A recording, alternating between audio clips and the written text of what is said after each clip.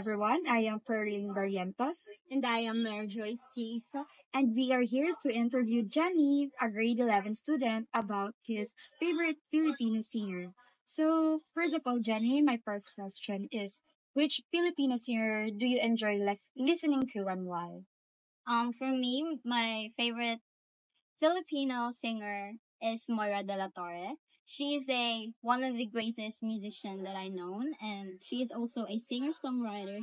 She writes her own song, and she is a great lyricist. So the second question is, when did this singer get famous?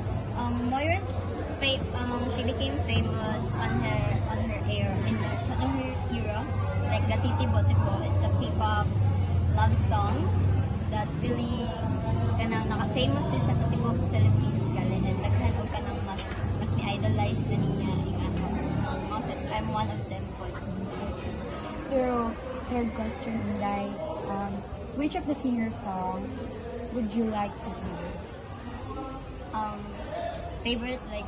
Yes. My favorite songs of Moira is maybe Before It Sinks In, because it really not just siya iyahang lyricism gali kay Moira.